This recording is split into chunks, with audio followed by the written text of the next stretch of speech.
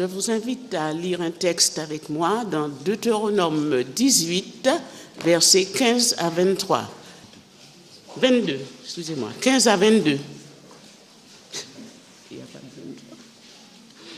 L'Éternel, ton Dieu, fera surgir pour toi et du milieu de toi, parmi tes frères, un prophète comme moi. C'est lui que vous devrez écouter.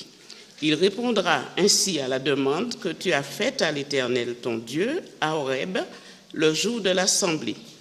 Tu disais, je ne veux plus entendre la voix de l'Éternel, mon Dieu, ni voir ce grand feu afin de ne pas mourir. L'Éternel m'a dit, ce qu'ils ont dit est vrai. Je ferai surgir pour eux, du milieu de leurs frères, un prophète comme toi. Je mettrai mes paroles dans sa bouche et il leur dira tout ce que je lui ordonnerai. Si quelqu'un n'écoute pas mes paroles, celles qu'il dira en mon nom, c'est moi qui lui en demanderai compte. Mais si un prophète a l'arrogance de dire en mon nom une parole que je ne lui ai pas ordonné de dire ou parle au nom d'autres dieux, il sera puni de mort. Peut-être diras-tu dans ton cœur, comment reconnaîtrons-nous la parole de l'Éternel que l'Éternel n'aura pas dite? Quand ce que dira le prophète n'aura pas lieu et n'arrivera pas, ce sera une parole que l'Éternel n'aura pas dite. C'est par arrogance que le prophète l'aura dite. N'aie pas peur de lui. Que la parole de l'Éternel reste dans nos cœurs. Écoutez les prophètes. Alors, vous savez, dans le gouvernement d'aujourd'hui, il y a un homme clé. Et l'homme clé dont je veux parler, c'est le porte-parole du gouvernement. Il a une mission très précise, mais aussi très délicate. C'est de retransmettre fidèlement les décisions prises en Conseil des ministres. D'ailleurs, il est présent à ce Conseil. Il est très attentif pour savoir comment je vais transmettre ce qui est décidé. Il va devoir exposer le plus clairement possible des faits pour que les informations soient bien comprises et soient bien intégrées par ceux qui l'entendent. Un porte-parole, c'est quelqu'un qui est très lié à l'actualité, à celle du moment. Il va parler des choses qui nous concernent maintenant. Il a une information de première main. Il l'a entendu de la bouche même de ceux qui ont pris les décisions. Il a entendu ces déclarations et sa responsabilité à lui, c'est de reproduire avec fidélité. Sans ce porte-parole, l'info ne passe pas ou elle passe mal. Sans lui, le peuple n'est pas au courant des orientations du moment. Alors, vous l'avez compris, le porte-parole est un homme clé. Alors, pourquoi se priver de ces services? Et dans le domaine religieux, il existe aussi de tels hommes et femmes. Ce sont ceux que nous appelons les prophètes. Et je nous invite ce matin à nous pencher sur ces hommes et ces femmes qui ont joué un rôle clé dans l'histoire. Ces hommes et ces femmes qui ont communiqué au peuple ce que Dieu leur a donné et personnellement révélé.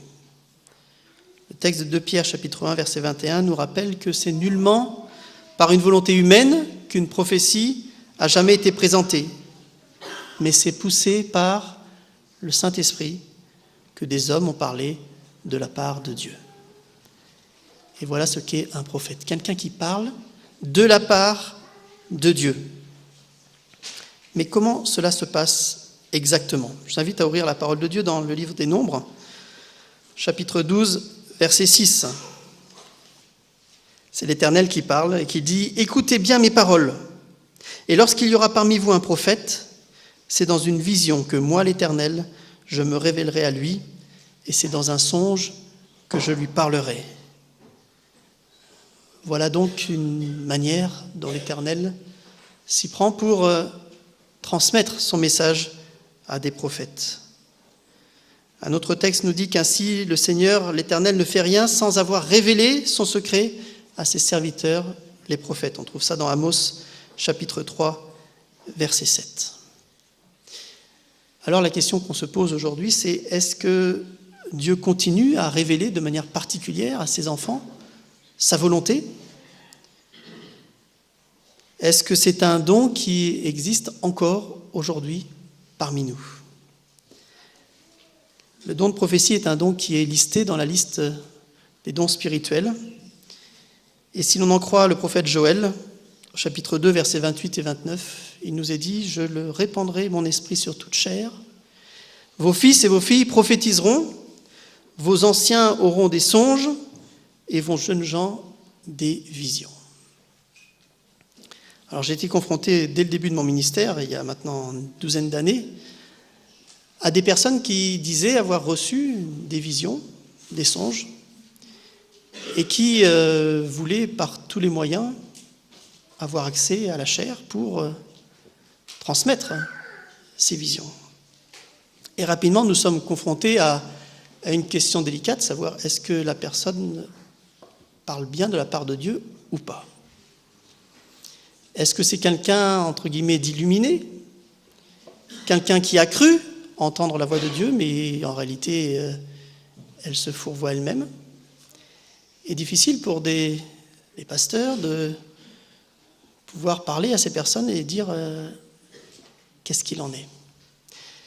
Il faut beaucoup de patience et d'écoute pour essayer d'entendre ces personnes et de voir si, en effet, nous sommes en train d'empêcher l'esprit de se révéler ou alors nous sommes dans une démarche contraire d'être vigilants sur ce que la parole de Dieu appelle aussi les faux prophètes. Il est clair que Dieu n'a pas choisi de s'arrêter de parler, et heureusement.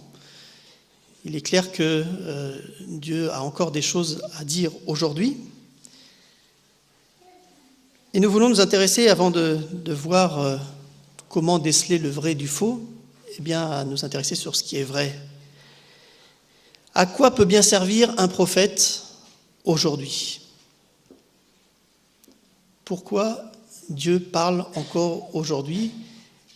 Et quelle est la raison principale ? Un prophète, celui qui parle de la part de Dieu, dans son discours, il va forcément mettre en avant les Écritures, la parole, puisque nous parlons de la parole de Dieu. Un porte-parole, ça veut bien dire ce que ça veut dire, il porte la parole de Dieu. Donc si l'homme ou la femme que j'ai en face de moi me parle de tout sauf des Écritures, alors déjà, il y a un problème. Exalter les Écritures, c'est-à-dire les mettre en avant, focaliser l'attention des gens vers elles, sur la révélation. Voilà un point clé qui nous permet déjà de dire « Ah, cet homme, en effet, quelque chose d'intéressant à dire, parce qu'il ne se met pas lui en avant, mais il met la parole en avant. » C'est exalter les Écritures. Un deuxième point qui doit sous-tendre un discours, c'est clarifier les Écritures. Souvent, les prophètes, par le passé, étaient là pour expliquer, dire l'action de Dieu. Pourquoi Dieu fait cela ? Pourquoi il ne fait pas cela ? Clarifier les Écritures, mettre du sens. Voilà aussi un deuxième rôle pour les prophètes. Le troisième, c'est d'inviter à appliquer les Écritures. Parce que, vous le savez, entendre quelque chose, c'est bien, c'est déjà une première approche, parce que des fois, on ne veut même pas entendre. Mais entendre sans appliquer ne sert pas à grand-chose, à part avoir une culture générale personnelle, mais si ça n'influence pas sur ma vie personnelle, sur mon comportement, alors à quoi cela sert-il ? Le prophète a donc une vocation, celle d'inviter à mettre en action des mots que j'entends. Pourquoi un prophète ? À quoi ça peut servir ? Aussi pour mettre en garde l'Église lorsqu'elle s'écarte du droit chemin. L'Église, ou le peuple en l'occurrence dans l'Ancien Testament. Une sorte de garde-fou, de barrière, en disant « Attention, là, nous sommes en train, sans même nous en rendre compte, de dévier.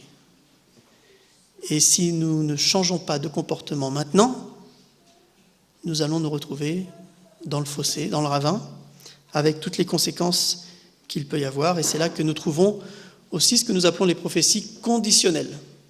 Si vous restez, si vous ne changez pas votre comportement, alors voilà ce qui va se passer. C'est conditionnel. Il ne tient qu'à vous de faire changer les choses. C'est à vous de prendre ces paroles au sérieux. Enfin, le rôle d'un prophète, c'est de protéger l'Église de l'introduction en son sein de fausses doctrines, de fausses croyances. Et pour cela, il a 3 rôles essentiels, comme le décrit parfaitement Paul. Et nous pouvons prendre ce texte dans 1 Corinthiens 14, verset 3, où Paul explique ce qu'est un prophète.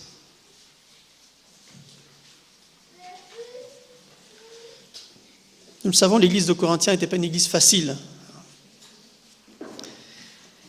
Et c'est pour ça que Paul va, comme une prière, dire aux Corinthiens, recherchez l'amour. C'est le début du chapitre 14. Recherchez l'amour. Ce qui sous-entend que c'était loin d'être le cas dans l'église de Corinthe. Aspirez aussi au don spirituel, mais surtout à celui de prophétie. Je suis au début du chapitre 14. Verset 2 maintenant. En effet, celui qui parle en langue ne parle pas aux hommes, mais à Dieu, car personne ne le comprend, et c'est en esprit qu'il dit des mystères. Il ajoute au verset 3, celui qui prophétise, au contraire, parle aux hommes. Et il va dire 3 choses. Le prophète, il les édifie, les exhorte et les console. Édifier, exhorter, consoler. Vous avez peut-être entendu parfois des personnes qui viennent et qui, dans leur discours, vous ne vous sentez pas du tout consolé. Agressé, oui, vous vous sentez agressé. Interpellé, peut-être parfois, mais est-ce que vous avez été édifié par ces paroles? Est-ce que vous avez été exhorté à un changement? Parfois, oui. Est-ce que vous avez été consolé par ces paroles? Voilà pourtant les caractéristiques de celui qui est amené à parler de la part de Dieu, à prophétiser. Et voilà des fonctions qui sont vraiment dignes d'intérêt aujourd'hui parce que nous avons tant besoin d'être à la fois édifiés, exhortés et consolés. Alors, je l'ai dit tout à l'heure, le risque est grand de nous trouver face à des personnes qui se prétendent prophètes et qui ne le sont pas. Tout comme nous avons le risque aussi de négliger des personnes qui vraiment avaient un message à dire et puis nous passons à côté. Alors, comment tester les prophètes? Comment les tester, entre guillemets? Alors, c'est Jésus lui-même qui nous met en garde. Et dans Matthieu 24, lorsque Jésus décrit les événements de la fin des temps, il dira au verset 24, donc Matthieu 24, verset 24, il va nous inviter à la vigilance. Déjà au verset 23, si quelqu'un vous dit alors le Christ est là ou il est là, ne le croyez pas, car il s'élèvera de faux Christ et de faux prophètes. Ils feront de grands prodiges et des miracles au point de séduire, s'il était possible, même les élus. Et de la même manière, Jean va écrire dans 1 Jean 4, verset 1, « Ne vous fiez pas à tout esprit, mais éprouvez les esprits pour savoir s'ils sont de Dieu, car plusieurs faux prophètes sont venus dans le monde. » En fait, ce que fait à la fois Jésus et Jean, c'est qu'il nous recommande très fortement de tester les prophètes de Dieu.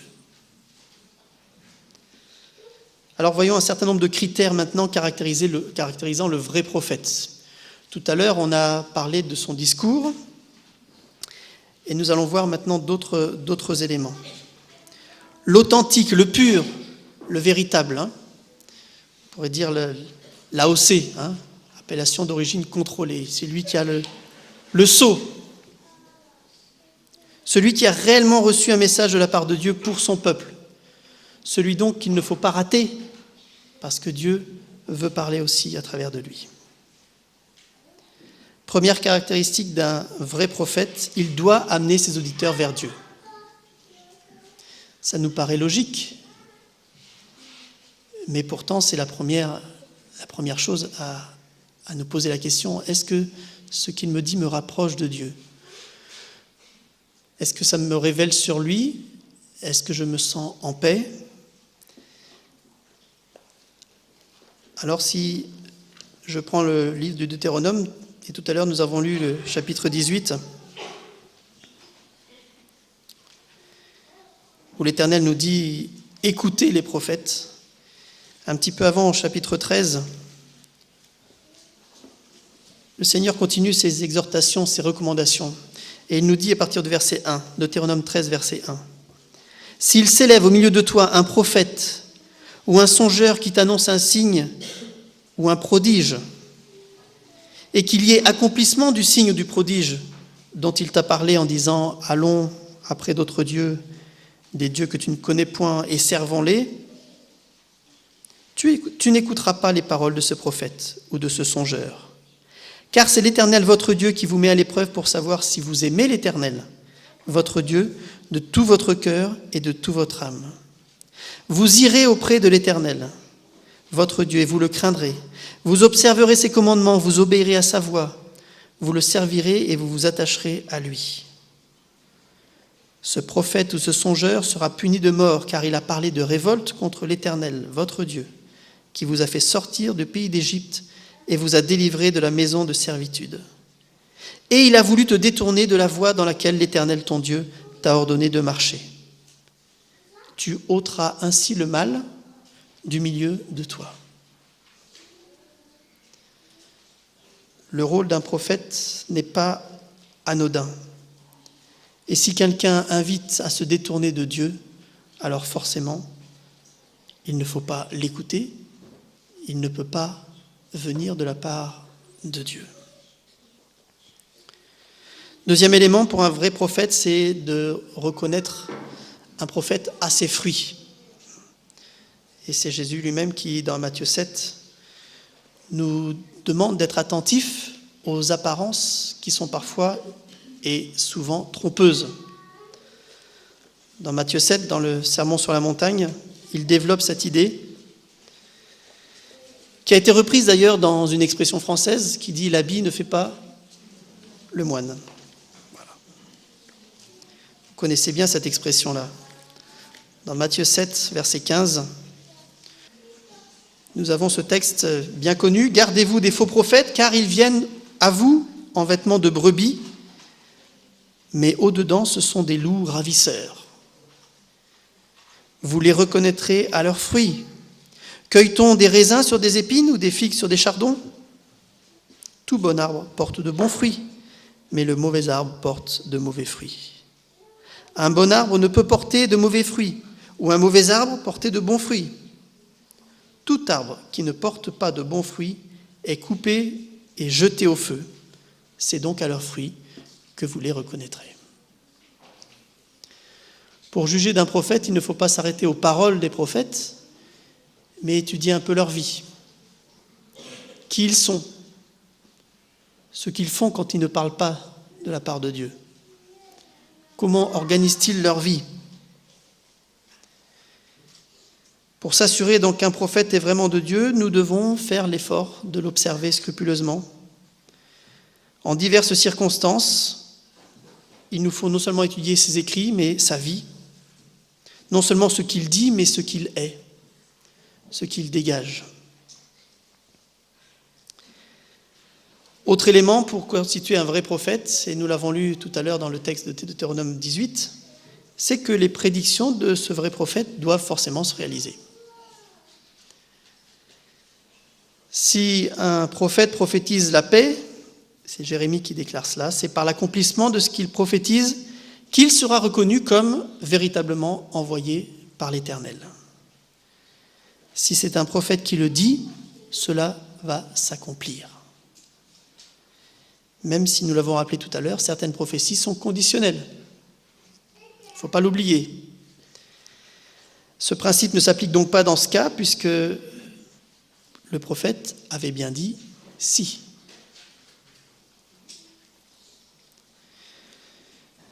Autre élément pour un vrai prophète, c'est confesser Christ.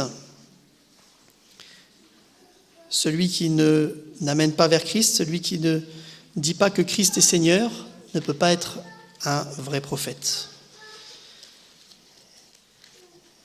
Et je lis ce passage dans 1 Jean, chapitre 4.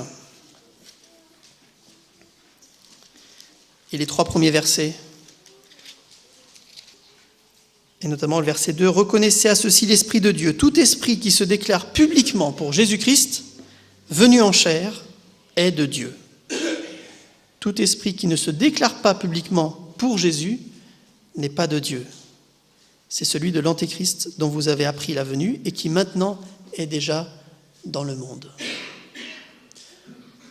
Pour savoir si c'est un vrai prophète, il suffit de l'interroger un petit peu. Et si vous remarquez qu'à chaque fois que vous essayez de mettre l'accent sur Jésus, lui faire prononcer ce mot-là, à chaque fois vous voyez qu'il s'en détourne et comme s'il avait honte de prononcer ce nom, alors le texte est clair, c'est qu'il se déguise, qu'il prend l'apparence d'un prophète, mais qu'en fait il veut nous mener vers d'autres endroits. Comment écouter les prophètes ? Là, c'est dans le livre aux Hébreux que nous avons cette exhortation « Voyez et croyez ».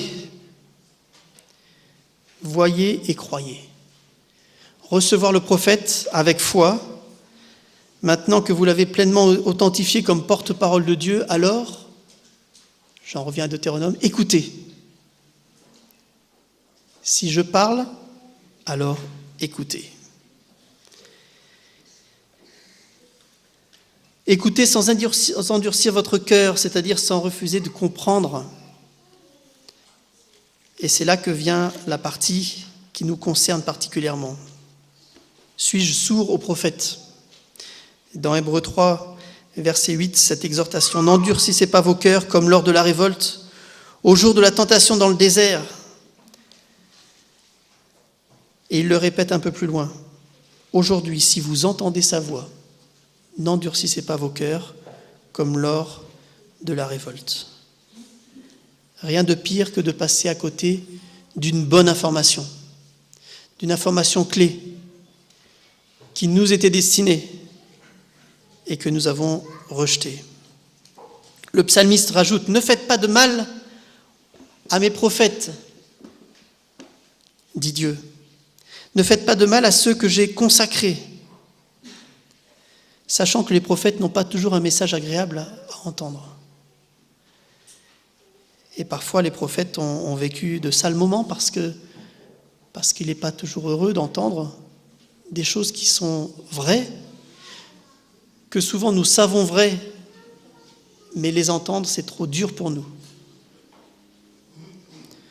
Sous le règne de Sédécias, Jérémie le prophète parlait de la part de Dieu, mais le moins qu'on puisse dire, c'est qu'il a été mal reçu. Le texte nous le montre. Dans 2 Corinthiens 36, nous voyons comment il a été reçu. Et là, il se dit qu'il n'est pas aisé d'être prophète. Dans 2 Chroniques 36,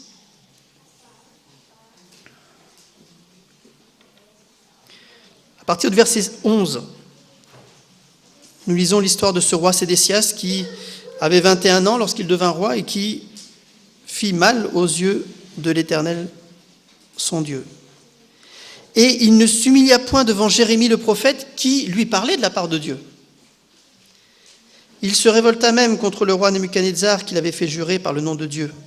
Et il raidit son cou, endurcit son cœur, au point de ne pas retourner à l'Éternel, le Dieu d'Israël. Tous les chefs des sacrificateurs et le peuple multiplièrent aussi les transgressions, selon toutes les abominations des nations, et ils profanèrent la maison de l'Éternel qu'il avait sanctifiée à Jérusalem. L'Éternel, le Dieu de leur père, donna de bonne heure à ses envoyés la mission de les avertir, car il voulait épargner son peuple et sa propre demeure. Mais voilà, verset 16, ils se moquèrent des envoyés de Dieu. Ils méprisèrent ses paroles et ils se raillèrent de ses prophètes jusqu'à ce que la colère de l'Éternel contre son peuple devienne sans remède. Ne vous moquez pas des prophètes, ne nous moquons pas des prophètes. Tenir compte de ce qu'ils disent, c'est entendre la voix de Dieu. Ayez confiance dans le Seigneur votre Dieu et vous serez fortifiés. Confiez-vous en ces prophètes et vous réussirez, de Chroniques 20, verset 20. C'est Josaphat qui dit cela à son peuple. Et ce sont des mots, je pense, qui résonnent encore aujourd'hui, alors que la parole de Dieu est souvent mise de côté, alors que nous sommes invités, chacun, à la mettre en avant et à l'annoncer. Cette sentence, confiez-vous en ces prophètes et vous réussirez, doit aussi nous interpeller aujourd'hui. La conclusion, je la trouve dans 1 Thessaloniciens 5, les versets 19 à 20. Paul écrit « N'éteignez pas l'esprit, ne méprisez pas les prophètes, mais examinez toutes choses et retenez ce qui est bon. » Ne méprisez pas les prophètes, écoutez-les. Nous l'avons vu tout à l'heure, c'est poussé par le Saint-Esprit qu'il parle. Alors, négliger les paroles d'un prophète consiste d'une certaine manière à éteindre l'esprit, puisque nous nous privons de son influence. Et c'est alors que cette prière prend son sens. Examinons toutes choses et retenons ce qui est bon. Amen.